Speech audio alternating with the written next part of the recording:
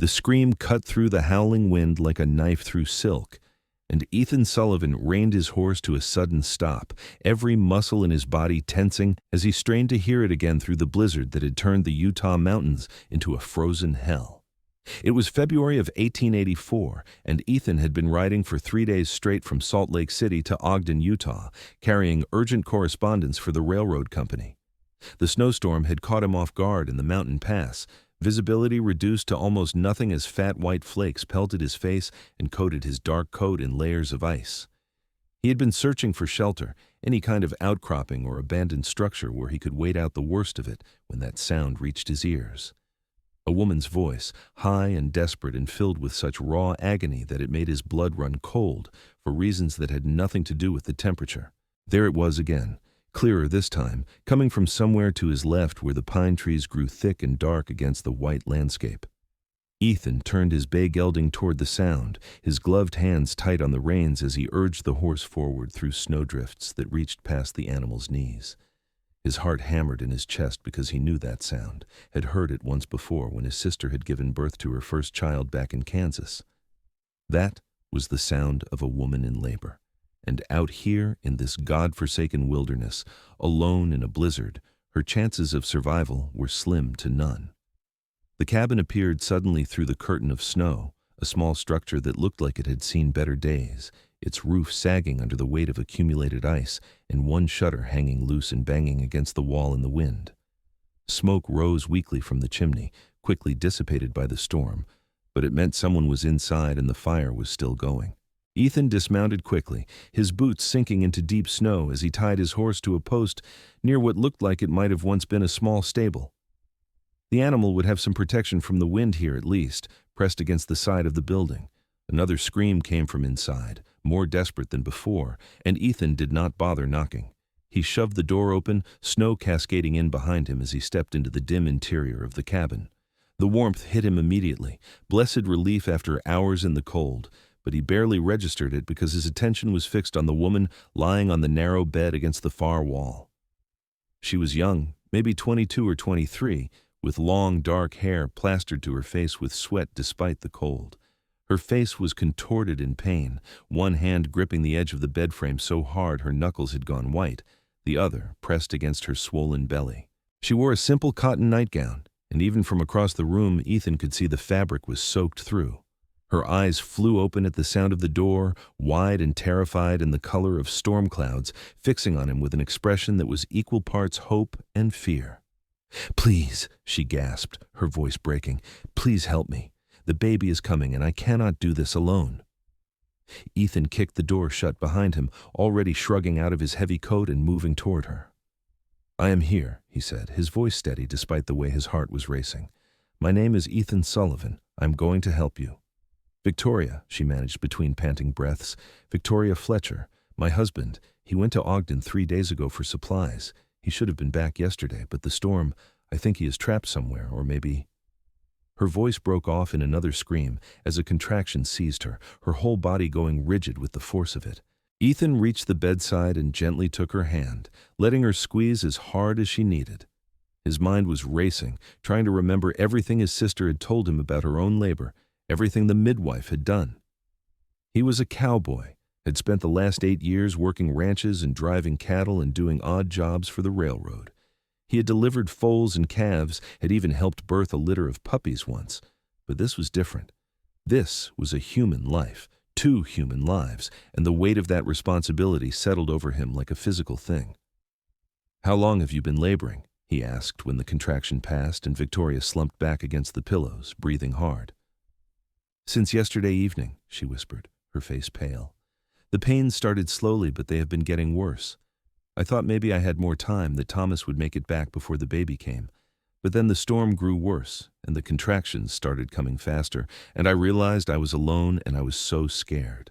Tears streaked down her face, cutting through the sweat. "I've never been so scared in my life." Ethan squeezed her hand. "You are not alone now," he told her firmly.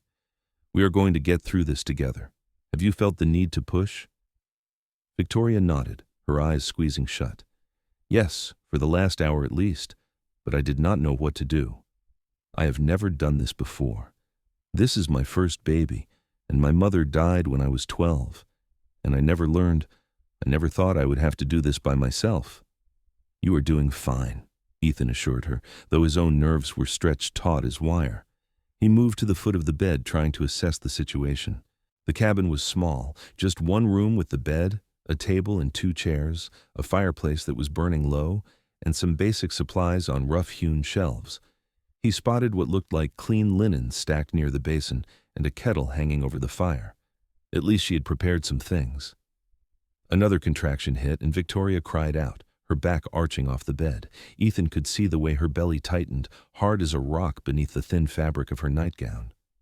When it passed, he said gently, "I need to check how far along you are. Is that all right?" Victoria nodded, too exhausted to care about modesty. Ethan carefully lifted the hem of her nightgown, his movements respectful and clinical despite his racing heart. What he saw made his breath catch. He could see the crown of the baby's head, dark hair matted and visible. The baby was coming whether they were ready or not. "The baby is right there," he said, meeting Victoria's eyes. "On the next contraction, I need you to push as hard as you can. Can you do that?" "I can try," Victoria whispered, her voice shaking. Ethan quickly moved to the fire, stoking it higher and using a rag to lift the kettle. He poured warm water into the basin and scrubbed his hands as best he could, then grabbed the clean linens and brought them back to the bed. He positioned himself at the foot of the bed just as another contraction began to build. He could see it in the way Victoria's face changed, the way her breathing quickened. "Now," he said firmly. "Push now, Victoria. Push as hard as you can." Victoria bore down, a low groan escaping her throat as she pushed with everything she had. Ethan watched as the baby's head emerged a little more, and his hands moved instinctively to support it. "That is good. That is so good," he encouraged. "Again, when the next one comes, push again." They fell into a rhythm, Ethan coaching her through each contraction, Victoria gathering her strength between them. Time seemed to stretch and compress simultaneously. It might have been minutes or hours, Ethan had no idea. His entire world had narrowed to this moment, this woman, this baby, fighting to be born in a tiny cabin in the middle of a blizzard. Outside, the wind howled and shrieked, rattling the windows and finding every crack in the walls. But inside, there was only Victoria's labored breathing, her cries of effort, and Ethan's steady voice guiding her through. "One more," Ethan said, his voice rough with emotion, as the baby's head fully emerged. "One more big push, Victoria. You are almost there." Victoria gathered every last ounce of strength she had left and pushed, and suddenly the baby slipped free into Ethan's waiting hands. For a heart-stopping moment, there was silence. The baby was small and still, covered in blood and vernix, and Ethan's heart seized in his chest with terror. Then, moving on pure instinct, he quickly wiped the baby's face and mouth with a clean cloth and rubbed its back firmly. The baby's mouth opened, and a thin, reedy cry filled the cabin, the most beautiful sound Ethan had ever heard.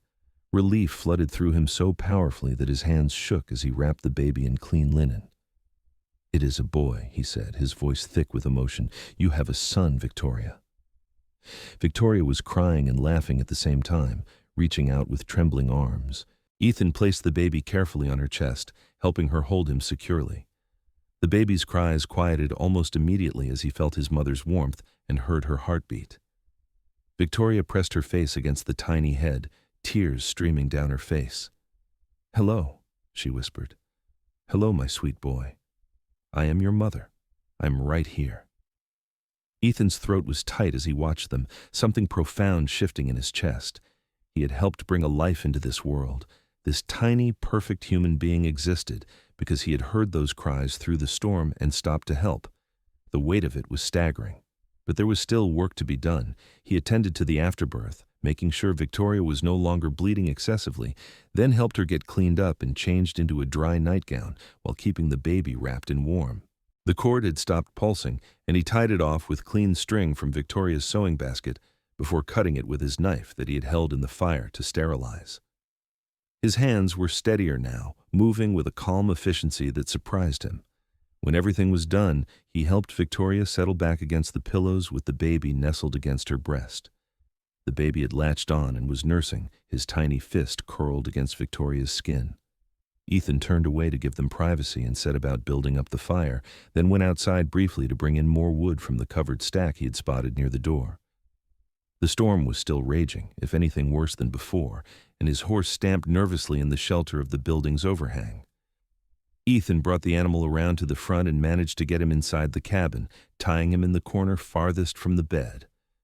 It was cramped, but at least the horse would not freeze. When he turned back, Victoria was watching him with those gray eyes, now filled with something that looked like wonder. "You saved our lives," she said softly. "Both of our lives. I do not know how to thank you." Ethan shook his head, moving to sit in one of the chairs near the bed. He was suddenly aware of how exhausted he was, the adrenaline that had been sustaining him starting to ebb away. "No thanks needed. I only did what anyone would have done." "That is not true," Victoria said, her voice fierce despite her weakness. "Most men would have ridden past, not wanted to get involved, or they would have tried to help but not known what to do. You saved us, Ethan Sullivan. You are a hero whether you want to admit it or not." Ethan felt heat rise in his face and he looked away, uncomfortable with the praise. "How are you feeling? Any dizziness or excessive pain?" "I'm tired," Victoria admitted, "and sore, but I feel well enough, I think. Better than I have any right to feel." She looked down at the baby in her arms, her expression softening into something so tender it made Ethan's chest ache. "He is perfect, absolutely perfect." "He is," Ethan agreed, and meant it. Even red-faced and wrinkled as all newborns were, there was something beautiful about the tiny life they had fought so hard to bring safely into the world. They sat in comfortable silence for a while, listening to the storm rage outside and the crackling of the fire. The baby finished nursing and fell asleep, and Victoria's own eyes began to droop with exhaustion. Ethan stood and gently took the baby from her arms. "Sleep," he told her. "I will watch over him and make sure the fire stays going. You need to rest." Victoria wanted to protest, he could see it in her face, but she was too tired to fight. Her eyes closed, and within moments her breathing had evened out into sleep. Ethan sat back down with the baby cradled carefully in his arms, this tiny warm weight that barely seemed real. He looked down at the small face, the delicate features, the shock of dark hair. This baby boy had been born into a storm, delivered by a stranger's hands, and yet here he was, alive and healthy and perfect. Something shifted in Ethan's heart in that moment, something he could not quite name. He had been drifting for so long, moving from job to job, town to town, never staying anywhere long enough to put down roots. He had told himself he liked the freedom, the adventure, but sitting here in this small cabin with Victoria and her son, he felt something he had not felt in years. He felt like he was exactly where he was supposed to be. The storm blew itself out sometime during the night. Ethan dozed fitfully in the chair, waking every time the baby stirred to check on him and return him to Victoria for feeding. By morning, pale sunlight was streaming through the gaps in the shutters, and the wind had died to nothing. The world outside was blanketed in white, drifts piled high against the cabin walls and coating the trees in crystalline perfection. Victoria woke late in the morning, her face still pale but her eyes clearer. She nursed the baby again, while Ethan made coffee from her supplies and found some bread and dried meat for breakfast. They ate in silence at first, both of them processing everything that had happened. "Your husband," Ethan said finally. "You said he went to Ogden?" Victoria nodded, worry creeping back into her expression. "He left 3 days ago. It's only supposed to be half a day's ride in good weather, but with the storm." She trailed off, not wanting to voice her fears. "I'm sure he is fine," Ethan said, though he could not be certain. "Probably holed up somewhere waiting for the weather to clear, same as we were. He will make his way back as soon as the roads are passable." "I hope you are right," Victoria whispered. She looked down at the baby in her arms. "I want him to meet his son. Thomas has been so excited about the baby. We have been married for 2 years, and this is the first time I managed to carry a pregnancy to term. We had started to think maybe it would never happen." Ethan's chest tightened.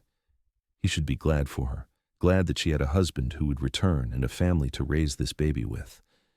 So why did the thought of leaving, of riding away from this cabin and never seeing Victoria or her son again, fill him with such profound sadness? Over the next 2 days, Ethan stayed at the cabin, helping Victoria as she recovered and caring for the baby when she needed rest. He chopped more firewood, melted snow for water, and rationed out their food supplies. The baby, whom Victoria had decided to name Samuel, seemed to be thriving, nursing well, and sleeping in the fitful stretches normal for a newborn. And with every hour that passed, Ethan found himself falling a little more under Victoria's spell. She was remarkable, he realized, strong and brave and kind, with a quick wit and a warm laugh that made his heart skip when he managed to coax it out of her. She told him about her life, how she had grown up in Missouri and come west with her father after her mother died, how she had met Thomas Fletcher at a church social in Ogden and married him a year later. Thomas was a good man, she said, a carpenter who worked hard and treated her well. They had built this cabin together, planning to homestead the land and build a life in the mountains. And Ethan told her about himself too, more than he usually shared with anyone. About growing up in Kansas, the youngest of 5 children, about how his father had died when he was 16 and he had left home to make his own way, not wanting to be a burden on his mother and older siblings, about the years he had spent drifting, working cattle drives and breaking horses, and doing whatever work he could find, about the loneliness that had become his constant companion, even when he was surrounded by other cowboys. "Do you ever think about settling down?" Victoria asked him on the second evening, as they sat by the fire after she had put Samuel down to sleep. "Finding a place to call home?" Ethan was quiet for a long moment. "I used to think I did not want that," he admitted, "that I was better off on my own, free to go wherever I wanted. But lately—" He trailed off, not sure how to finish that sentence. Lately he had been wondering if maybe he had been wrong, if maybe what he was really running from was not the idea of home, but the fear that he would never find one that felt right. Victoria was watching him with those perceptive gray eyes, and he had the uncomfortable feeling that she could see right through him. Before she could say anything, though, they heard it. The sound of a horse approaching, hoofbeats crunching through the snow. Victoria's face lit up with relief and joy. "Thomas," she breathed, standing quickly. Ethan stood too, something cold and heavy settling in his stomach. This was good news, he told himself firmly. This was what was supposed to happen. The husband returns, the family is reunited, and the drifter moves on. The door burst open and a man stumbled in, tall and broad-shouldered with a thick beard and wild eyes. "Victoria," he gasped, his voice hoarse. "Thank God, I was so worried. The storm hit and I could not get through, and I thought—" His eyes landed on the baby sleeping in the wooden crate they had been using as a makeshift cradle, and his voice died. The baby came. "Yes," Victoria said, tears streaming down her face as she moved toward him. "2 nights ago, during the storm. Thomas, if Ethan had not been here, I do not know what would have happened. He delivered Samuel and he saved both our lives." Thomas Fletcher's eyes swung to Ethan, and for a moment Ethan could not read the expression there. Then the man was crossing the room, pulling Ethan into a fierce embrace. "Thank you," Thomas said, his voice breaking. "Thank you for saving my wife and my son. I owe you a debt I can never repay." "No debt," Ethan said, uncomfortable with the gratitude, the emotion. "I only did what needed doing." But Thomas would not hear it. He insisted on shaking Ethan's hand again and again, insisted on hearing every detail of the birth and the last 2 days. He held his son for the first time with tears running down his weathered face, and the love in his expression was so pure and uncomplicated that it made Ethan have to look away. Ethan knew he should leave. His business in Ogden was waiting. The correspondence he was supposed to deliver was probably no longer urgent after the delay from the storm, but he needed to complete the job. And more than that, he needed to put distance between himself and this cabin, this family, because every moment he stayed, the ache in his chest grew worse. But Thomas insisted he stay the night, insisted it was too late to ride out now. So Ethan found himself spending one more evening in the cabin, watching Thomas and Victoria together as they marveled over their son. They were clearly in love, finishing each other's sentences and communicating with glances, and Ethan was happy for them. He was. But he was also heartsick in a way he had never experienced before. That night, he lay awake on the floor near the fire while Thomas and Victoria slept in the bed with Samuel between them. Tomorrow he would leave, would ride to Ogden and then somewhere else, chasing the next job and the next horizon. This interlude, these 3 days that had felt suspended outside of normal time, would become just another story he told over campfires. The time he delivered a baby in a blizzard. The folks back at whatever bunkhouse he ended up in would marvel and laugh and buy him drinks, and eventually the memory would fade like so many others. Except Ethan knew with bone-deep certainty that this memory would not fade. Victoria's face, her courage, her laughter, the way she had looked at him with such trust and gratitude that would stay with him forever. And leaving her would be one of the hardest things he ever did. He finally drifted off to sleep as false dawn was beginning to lighten the sky, and when he woke a few hours later, the cabin was already bustling. Thomas was making breakfast while Victoria nursed Samuel, and everything seemed so domestic and perfect that Ethan's heart twisted.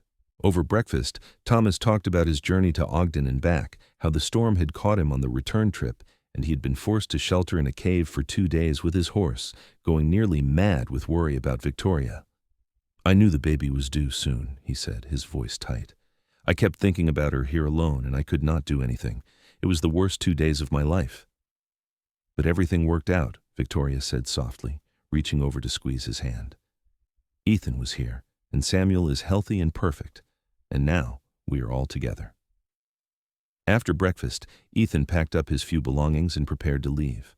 Thomas pressed food and supplies on him, refusing to take no for an answer. "It is the least I can do," he said firmly. "And if you are ever back this way, you have a place to stay. Our door will always be open to you, Ethan Sullivan. Always." Ethan nodded, not trusting his voice. He turned to Victoria, who was standing by the bed with Samuel in her arms. "Take care of yourself," he said, "and take care of that boy. He's going to be something special, I can tell." "Thank you," Victoria said, her eyes bright with tears. "Thank you for everything. I will never forget what you did for us." Ethan wanted to say something more, something that would capture the tangle of emotions in his chest, but the words would not come. So he just nodded, settled his hat on his head, and walked out into the brilliant sunshine reflecting off the snow. The ride to Ogden was cold and quiet, his horse picking its way carefully through the deep drifts. Ethan delivered his correspondence to the railroad office, collected his pay, and found a room at a boarding house on the edge of town. He should have been figuring out his next job, his next destination, but instead, he found himself just sitting in his small room, staring at the wall and thinking about a cabin in the mountains and a woman with storm-gray eyes. Days turned into a week, and still Ethan lingered in Ogden. He picked up some work at the local livery, exercising horses and mucking stalls, nothing that paid much but enough to cover his room and board. He told himself he was just waiting for better weather, for the mountain passes to fully clear. But he knew that was a lie. The truth was he could not make himself leave, not when he was this close to Victoria, even if he could never see her again. He had fallen in love with her. The realization hit him one night as he was lying in bed, listening to the sounds of the town outside his window. Somewhere in those 3 days in the cabin, as he had helped her bring her son into the world and then cared for both of them, he had fallen completely and irrevocably in love with Victoria Fletcher. It was insane. It was impossible. She was a married woman with a newborn baby and a husband who loved her. There was no place in that picture for a drifter cowboy with nothing to his name but a horse and a worn saddle. But knowing it was impossible did not make the feelings go away. If anything, they only grew stronger as the days passed. Ethan found himself lying awake at night, remembering the sound of Victoria's laugh, the way she had trusted him so completely, the soft weight of baby Samuel in his arms. He had never wanted anything as much as he wanted to go back to that cabin, to be part of that small family. But he could not. It would be wrong, selfish, destructive. 2 weeks after leaving the cabin, Ethan was working in the livery when Thomas Fletcher walked in. Ethan's heart lurched in his chest, and his first thought was that something had happened to Victoria or the baby. But Thomas's face, while serious, did not look panicked. "Ethan," Thomas said, spotting him in one of the stalls, "I hoped I would find you here. Someone at the boarding house said you had been working at the livery." "Is everything all right?" Ethan asked, setting down the curry comb he had been using. "Victoria and Samuel?" "They are fine," Thomas assured him quickly. "Samuel is growing like a weed and Victoria is recovering well.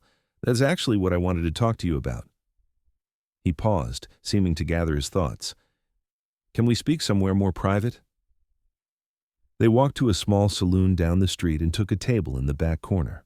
Thomas ordered 2 whiskeys, and when they arrived, he downed his in one swallow before meeting Ethan's eyes. "I need to tell you something, and I need you to just listen until I am finished. Can you do that?" Ethan nodded, tension coiling in his gut. Whatever this was, it was serious. Thomas took a deep breath. "Victoria is not my wife. Not really. I mean, we are married legally, that part is true. But we are not in love with each other. We never have been." Ethan stared at him, completely lost. "I do not understand." "Let me explain," Thomas said. "Victoria and I met 3 years ago in Ogden. She had just arrived from Missouri with her father, who died a month later from pneumonia. She was alone, 18 years old, with no money and no family. I was 35, a widower whose wife had died in childbirth along with our baby 2 years before. We were both lonely and grieving, and we became friends. Just friends. Victoria is a wonderful woman, kind and smart and brave, but I do not love her the way a man should love his wife, and she does not love me that way either." "Then why did you marry?" Ethan asked, his mind reeling. "Because it made sense," Thomas said simply. "Victoria needed security and a home. I needed companionship and someone to share my life with. We were honest with each other from the start about what it was. A partnership, a friendship, but not a romance. We thought maybe in time we would grow to love each other that way, and we do love each other, just not like that. More like brother and sister, if that makes sense." Ethan was starting to see where this was going, and his heart was pounding so hard he could barely breathe. "Why are you telling me this?" Thomas met his eyes steadily. "Because Victoria is in love with you. She has not said it in so many words, but I know her well enough to see it. The way she talks about you, the way she lights up when your name comes up, the way she's been walking around the cabin looking like her heart has been torn out ever since you left. And I think you love her too. I saw the way you looked at her when you thought no one was watching." Ethan opened his mouth, but no words came out. Thomas held up a hand. "I am not angry. How could I be? You saved her life and Samuel's life, and more than that, you gave her something I never could. You made her feel alive in a way I never have. I care about Victoria deeply. I want her to be happy, and I do not think she will ever be truly happy with me, not when her heart belongs to someone else." "What are you saying?" Ethan managed, his voice hoarse. "I am saying I am letting her go," Thomas said. "I am saying that if you want her, if you love her the way I think you do, then I will not stand in your way. We can get the marriage annulled. It will not be difficult. We have been married 2 years, and Victoria only became pregnant a few months ago. There were medical complications that we thought might prevent her from ever conceiving, so the timing was unexpected for both of us. An annulment can be arranged. Then you and Victoria can build a life together, the way you should." Ethan's head was spinning. This was insane. Things like this did not happen in real life. "What about you? What about Samuel?" "Samuel is Victoria's son, and I will love him as I would my own because he is part of her," Thomas said. "But I am not his father, not really. You are the one who brought him into this world. You are the one who should raise him if Victoria will have you. As for me, I will be fine. I have my work, my cabin that I built with my own hands, and maybe someday I will find someone who I can love the way a man should love a woman, but I know for certain that person is not Victoria, and keeping her tied to me out of obligation or guilt would be wrong." Ethan sat back in his chair, his mind racing. Everything he had wanted, everything he had convinced himself was impossible, was suddenly being offered to him, but it felt too easy, too simple. "Does Victoria know you are here? Does she know what you are offering?" Thomas shook his head. "Not yet. I wanted to talk to you first to see if you felt the same way she does, because if you do not, if I am wrong about this, then there is no point in upsetting her with possibilities that will never happen. So I am asking you straight, Ethan Sullivan, are you in love with Victoria Fletcher?" Ethan thought about lying, thought about saying no, about protecting Victoria's marriage and her reputation and her security, but he had never been good at lying, and the truth was bursting to get out. "Yes," he said, his voice rough. "Yes, I love her. I have loved her since those days in the cabin, maybe even from the moment I heard her cries through that storm and knew I had to help her. I love her and I love Samuel, and I have been half dead inside ever since I left, knowing I could never have them." Thomas smiled, and there was genuine warmth in his expression. "Then go to her. Ride back to the cabin and tell her how you feel. I will stay in town for a few days, give you time to talk to her without me there. And if she says yes, if she wants to be with you, then we will work out all the details. The annulment, the cabin, everything. I just want her to be happy, Ethan. That is all I have ever wanted." Ethan's hands were shaking as he stood. "I do not know what to say. This is the most generous thing anyone has ever done for me." "Just take care of her," Thomas said. "And Samuel. Give them the life they deserve. That's all the thanks I need." Ethan left the saloon in a daze and went straight to the livery to saddle his horse. His heart was racing, his thoughts a jumbled mess of hope and fear and disbelief.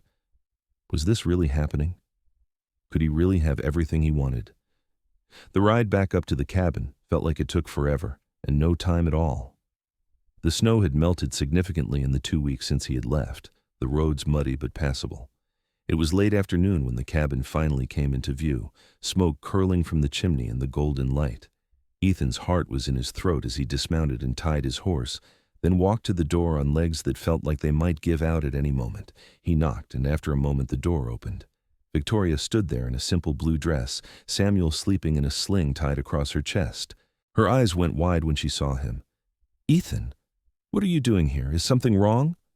"Can I come in?" he asked. "I need to talk to you." Victoria stepped back, confusion and concern written all over her face. "Of course, come in." Ethan stepped into the cabin, memories washing over him. The bed where Samuel had been born, the fire where he had kept watch through that long night, the chair where he had sat holding the baby and feeling his whole world shift. Victoria closed the door and turned to him, waiting. "I saw Thomas in town," Ethan said, not sure where to start. "He told me everything. About your marriage, about why you married, about how it was never a love match." Victoria's face went pale and then red, her hand coming up to cover her mouth. "He told you?" "Oh, God, I told him to never tell anyone. I was so ashamed that people would think less of us, that they would judge." "There's nothing to be ashamed of," Ethan said firmly. "You both did what you needed to do to survive, to build a life." "But Victoria, Thomas also told me something else. He told me he thinks you have feelings for me. Is that true?" Tears welled up in Victoria's eyes, and she looked away, one hand protectively cradling Samuel through the sling. "I should not. It is wrong. I am married. I have a child. I should not have feelings for anyone but my husband. But I cannot help it, Ethan. From the moment you walked through that door in the storm, everything changed. You saved my life and Samuel's life, yes, but you did more than that. You made me feel seen and understood in a way I never have before. You made me laugh even when I was terrified. You held my hand and told me I was brave, and I believed you because you made me feel brave. And when you left, it felt like you took part of me with you." Ethan crossed the room in 3 strides and took her face in his hands, gentle so as not to jostle the baby. "I love you," he said, the words spilling out. "I have loved you since those 3 days we spent here together. I tried to leave, tried to move on, but I could not. I stayed in Ogden because I could not make myself go any farther away from you. And now Thomas is offering to step aside, to annul the marriage, to let us be together. Victoria, if you want this, if you want me, then we can have everything. We can be a family, the 3 of us. I will love Samuel as my own son, and I will spend every day of my life trying to make you happy."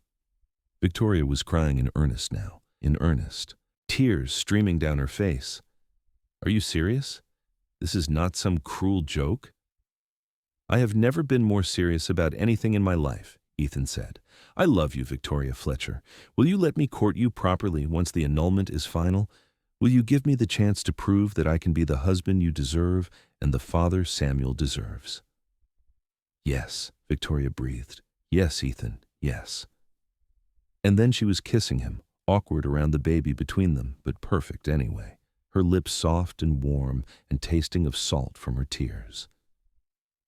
Ethan kissed her back with everything he had, years of loneliness and drifting, falling away until there was only this moment, This woman, this chance at happiness he had never thought he would find.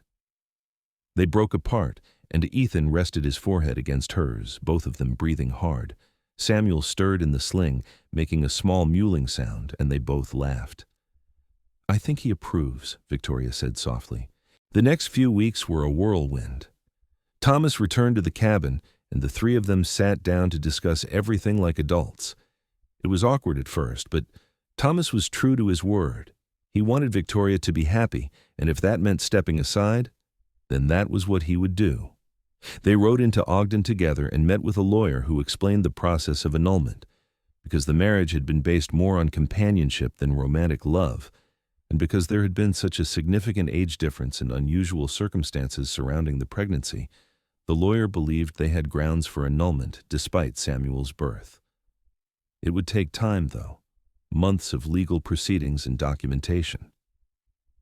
In the meantime, Thomas moved into a small room in town, giving Victoria and Ethan space while still remaining involved in Samuel's life. Ethan took over the cabin, helping Victoria care for Samuel and working on expanding the structure to make more room. He also found work with a nearby ranch, breaking horses and earning steady money to support his new family. It felt strange at first, living in another man's cabin with that man's wife, even though they all knew the marriage was essentially over. But Victoria and Ethan were careful to maintain propriety. Ethan slept on the floor near the fire, and they did not so much as hold hands where anyone else might see. But in the quiet moments, when Samuel was sleeping and they were alone, they would talk for hours about their pasts, their hopes for the future, the life they would build together once they were free to do so. Ethan learned everything about Victoria. Her favorite color was green because it reminded her of spring and new beginnings. She loved to read but had only 3 books, which she had read so many times she could recite passages from memory. She missed her mother terribly and often cried at night when she thought about how her mother would never meet Samuel. She was terrified of thunderstorms but refused to show it, clenching her fists and forcing herself to stay calm. She sang lullabies to Samuel in a voice that was not particularly skilled, but was so full of love that it made Ethan's heart ache every time he heard it, and Victoria learned about him too. How he had always felt like the odd one out in his family, the dreamer among practical people. How he loved horses more than most people because horses were honest and straightforward in a way humans often were not. How he had spent so many years running from the idea of home because he was afraid he would fail at building one.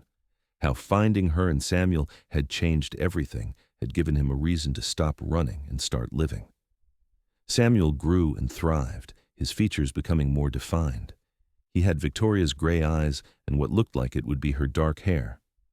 He was a good baby, alert and curious, and he seemed to recognize Ethan's voice and touch. When Ethan held him, Samuel would calm almost immediately, his tiny hand wrapping around Ethan's finger with a grip that felt like it went straight to his soul. 5 months after that day in the snowstorm, the annulment came through. Ethan had been working at the ranch when the lawyer's messenger found him, and he had ridden back to the cabin so fast his horse was lathered and blowing. Victoria met him at the door, the legal documents in her hand, her face glowing with joy and relief. "We are free," she said. "Ethan, we are free." Ethan swept her into his arms, spinning her around as she laughed. Samuel, now 6 months old and sitting up on his own, squealed in delight from his position on a blanket near the fire. Ethan set Victoria down and kissed her properly for the first time in months, pouring all his love and relief and hope into it. They were married 2 weeks later in a small ceremony at the church in Ogden. Thomas was there, standing as a witness with a smile on his face that seemed genuine. Victoria wore a simple white dress she had sewn herself, with wildflowers in her hair. Ethan wore his best clothes, which were not much but were clean and pressed. Samuel slept through the entire ceremony, wrapped in a blanket in Victoria's arms. When the minister pronounced them husband and wife, Ethan kissed Victoria with their son between them, and he felt a completeness he had never known before. This was his family. This was his home. After all the years of wandering, he had finally found where he belonged. They held a small reception at the boarding house where Ethan had stayed, with food and music and dancing. Thomas even stayed for a while, talking and laughing with them, and Ethan was struck by the grace of this man who had given up so much so that others could be happy. When Thomas left to return to his own new life, Ethan shook his hand and said, "Thank you for everything. You will always be welcome in our home, and Samuel will know you as his uncle and someone to be respected." Thomas's eyes were bright as he nodded. "Take care of them. That is all I ask."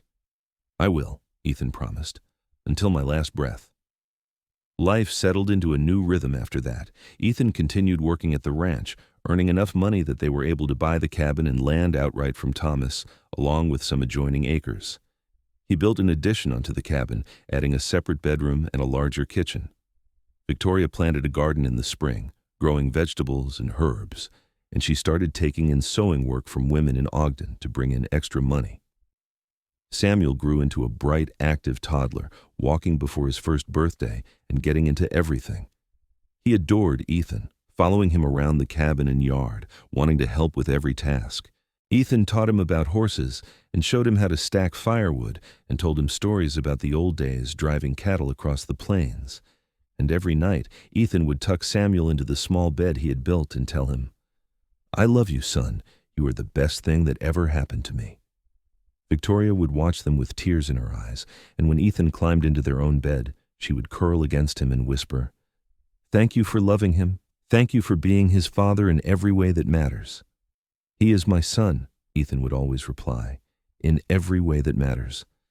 2 years after their marriage, Victoria found out she was pregnant again. She was nervous, remembering the difficulty of Samuel's birth, but Ethan hired a midwife from Ogden to stay with them as Victoria's due date approached. When the time came, the birth was long and difficult, but the midwife was skilled, and Ethan was there holding Victoria's hand the entire time, coaching her through it just like he had during that snowstorm. Their daughter was born in late summer, with a shock of red hair that came from neither parent and must have been some distant relative neither could quite place. They named her Sarah, and she was tiny and perfect and absolutely adored by her big brother Samuel, who insisted on helping with everything from diaper changes to lullabies. Life was not always easy. There were lean years when the ranch work dried up and Ethan had to take odd jobs in town. There were harsh winters when they had to ration food and burn every stick of furniture they could spare to stay warm.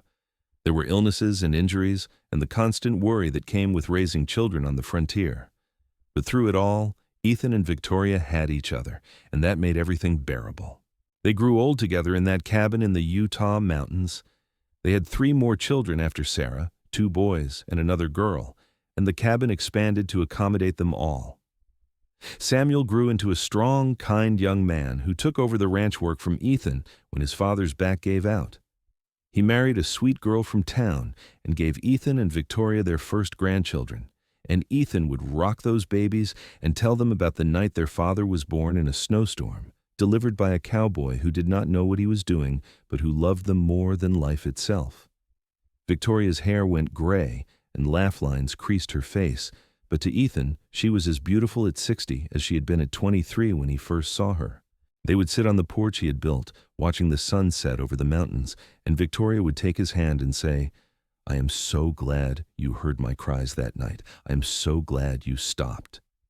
"I will always stop for you," Ethan would reply. "In any storm, in any darkness, I will always find you." Thomas came to visit once a year, usually in the summer. He had remarried a few years after the annulment to a widow closer to his own age and seemed genuinely happy. He and his wife would spend a week at the cabin, and the children called him Uncle Thomas and loved him dearly. There was never any awkwardness between the adults, only affection and respect and the knowledge that they had all made the right choices, hard as they had been.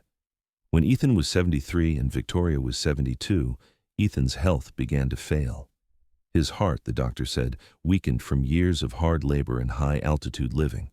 He was not in pain, just tired, and he spent his last months surrounded by his family. Samuel and his wife and their children, Sarah and her husband and their brood, the other children with their families, 37 people in all who owed their existence to a cowboy who had heard a cry in a snowstorm and stopped to help. Victoria never left his side during those final weeks.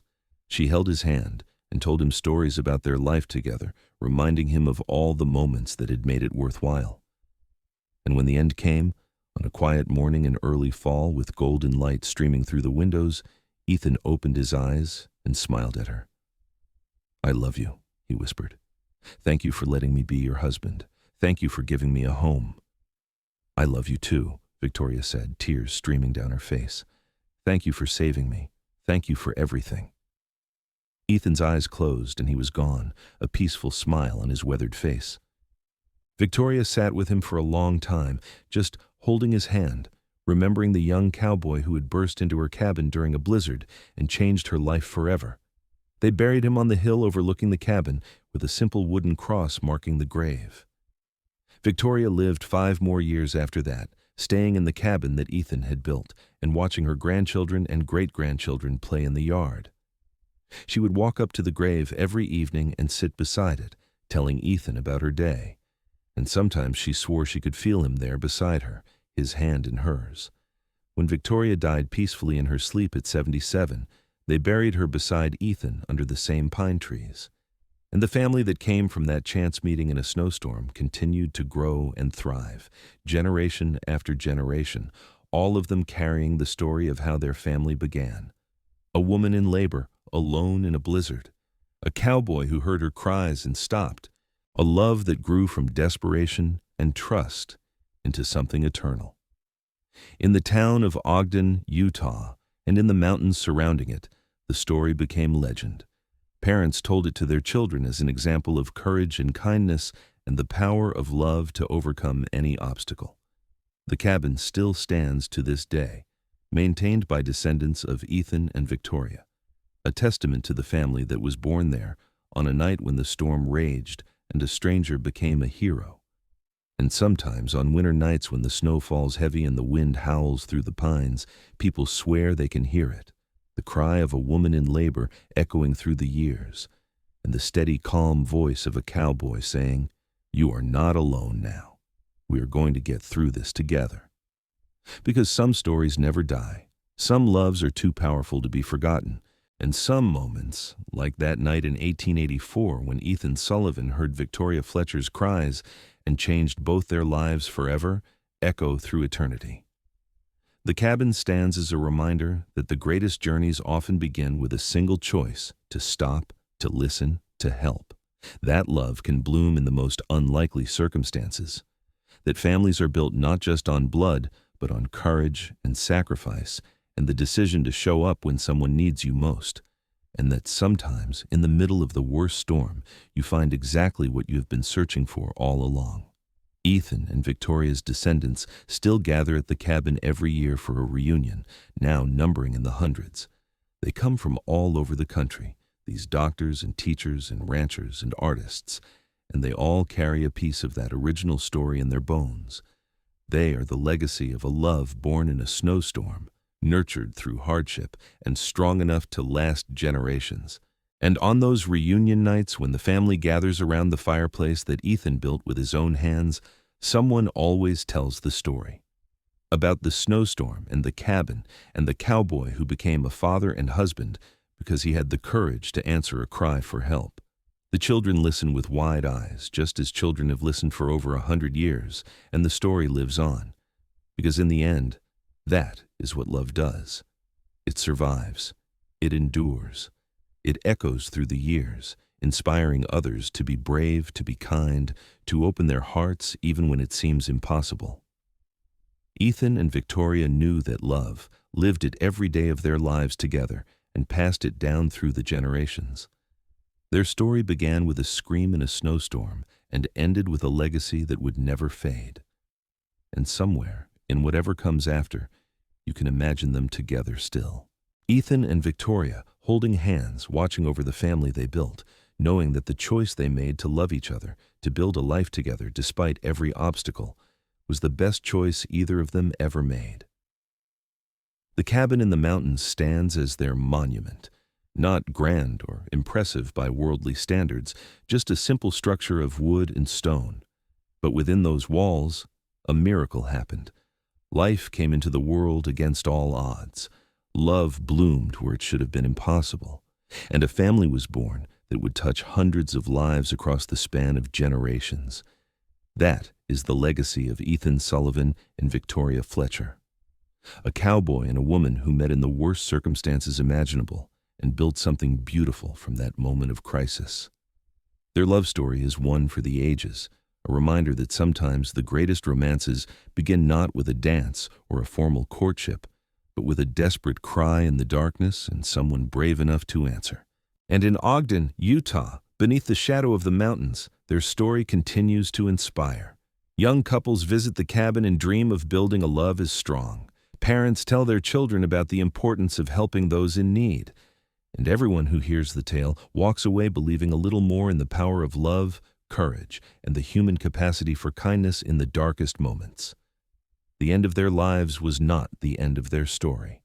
It continues in every descendant who carries their name, in every act of courage inspired by their example, in every heart that opens a little wider after hearing how a stranger became family. Ethan and Victoria's love was a force of nature, as powerful and enduring as the mountains where they built their home. And so the story ends where it began, with the mountains and the snow, and the memory of a night when everything changed. A woman's cry for help, a cowboy's choice to answer, and a love that would last forever, born in the heart of a storm and strong enough to weather any tempest that followed. That is the story of Ethan and Victoria. That is their legacy. That is their happily ever after.